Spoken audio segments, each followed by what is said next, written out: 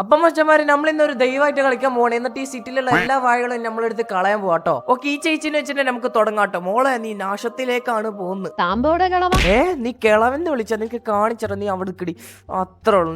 നീ കിളവെന്ന് വിളിക്കൂലേ ദൈവത്തെ? നമുക്ക് എന്തായാലും ഈ പാവങ്ങളുടെ സ്ഥലത്തേക്ക് പോയിട്ട് ഏതെങ്കിലും ഒരു അപ്പാപ്പനെ നമുക്കൊന്ന് ഹെൽപ്പ് ചെയ്യാട്ടോ. പാവപ്പെട്ട ആൾക്കാരെ ഹെൽപ്പ് ചെയ്യുന്ന മുന്നേ തന്നെ പാവമായ എന്നെ നിങ്ങളൊന്ന് സബ്സ്ക്രൈബ് ചെയ്ത് സപ്പോർട്ട് ചെയ്യാം. പിന്നെ ലൈക്ക് ആണെങ്കിൽ അടിച്ചപ്പോൾ പൊളിച്ചോട്ടോ. നമുക്ക് എന്തായാലും നേരെ പോവാം. ഓക്കെ, ഇവിടെ ഒരു അപ്പാപ്പൻ ഇങ്ങനെ തൂങ്ങി ഇരിക്കുന്നുണ്ട്. നമുക്ക് അപ്പാപ്പനോട് ഞാൻ ചോദിച്ചേക്കാം, അപ്പാപ്പ എന്താണ് അപ്പാപ്പന്റെ ഈ നിലയിലെത്താനുള്ള കാരണം? മക്കൾ, ഈ ദൈവം ഉണ്ടല്ലോ എന്ന് പറയുന്ന സാധനം, അയാളാണെങ്കിൽ എന്നെ ഹെൽപ്പും ചെയ്യുന്നില്ല. എന്റെ പൈസയും പോയി, എല്ലാം പോയി മക്കളെ. ഇങ്ങനെ ആയി പോയി ഇപ്പൊ. ആണോ അപ്പാപ്പ?